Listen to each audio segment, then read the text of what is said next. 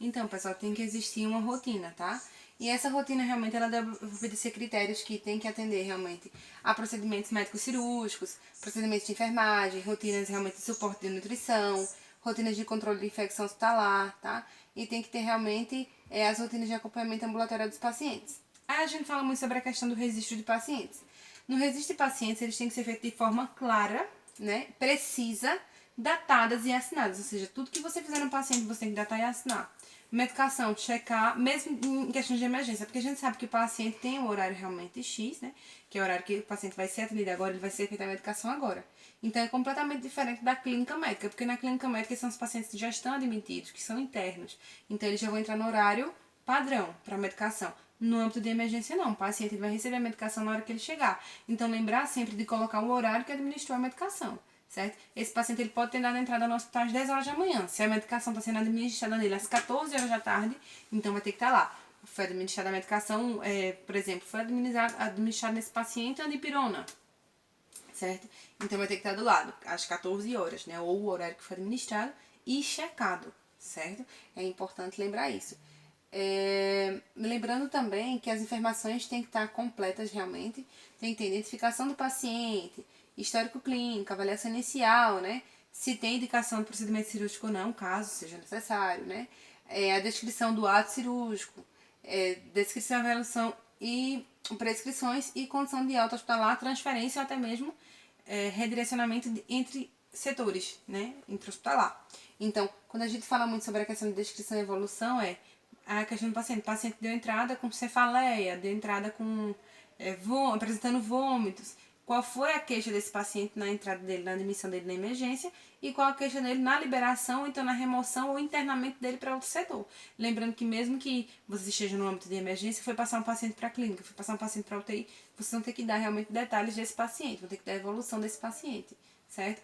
Foi um paciente que foi passada sonda, certo? Qual foi o débito urinário desse paciente? Então, tudo isso vai ter que ser passado. Por isso que é importante a evolução e as prescrições, certo? Outra coisa também que a gente faz é a questão da caracterização da unidade de emergência, que é o que? Caracterização física. Então vai compor a recepção, aí vai ter sala de espera, certo? Sala de triagem, que é onde vai existir a classificação de risco, certo? Sala de emergências, sala para aerosóis, sala para pequenas suturas, sala para colocação de gesso, as salas de atendimento, né? A sala de raio-x, certo? Sala de observação, caso seja necessário, entendeu? Então vai ter que ser dividido realmente de acordo com a doação. Por exemplo, é um hospital de pequeno porte, então vai ter a sala de medicação, a sala de nebulização, a sala de curativos, como é que vai ser feito, tá? Então essas estruturas físicas realmente elas vão depender realmente da unidade hospitalar em si, certo? Se a gente pega um hospital de alta complexidade para comparar com um hospital de pequena complexidade, vai ver que vai ter um leque maior.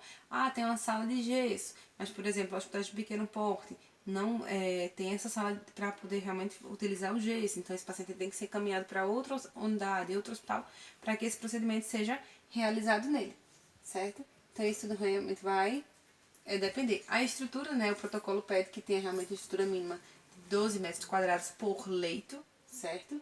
Que as paredes sejam lisas, né, revestidas realmente por um material liso, que evite realmente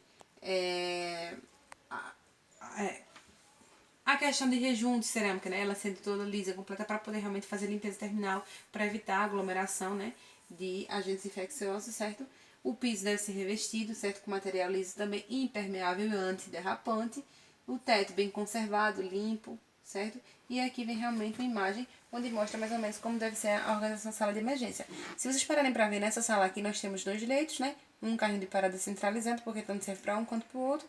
Nós temos aqui um monitor cardíaco, que é realmente um aparelho para fazer o eletro, certo? O DEA, tá bom? Então, nós temos esse aqui e as cortinas realmente que podem dividir esses pacientes. Então, normalmente a gente vê esses leitos assim, tá? Ou então podem ver realmente outras formas organizadas. Lembrando que eles devem realmente obedecer essa metragem de 12 metros quadrados por leito. Aí a gente para ver, como eu falei pra vocês, na sala de emergência é necessário o quê? Um foco de aspiração, certo? A vácuo. Normalmente a gente tem na régua, né? Que vai ter oxigênio, ar comprimido, tudo realmente. E a fonte de vácuo realmente para poder fazer essa aspiração. Tem que ter o carrinho de emergência, como eu já falei pra vocês, que nele vai ter vários materiais, né? Medicações para intubação, material para intubação, soro, cânulas de Guedel, laringoscópio, vai ter realmente tudo dentro dele, tá? Ambu, tem que ter um foco auxiliar realmente para a luz, caso seja necessário suturas, entre outros. Então, nós temos aqui o foco, o ambu, né, que ambu a gente chama de ambu realmente, é o nome popular que a gente dá para ele, né, porque é bolsa, válvula, máscara, certo? O carrinho de emergência, temos o material realmente para intubação, que é o material para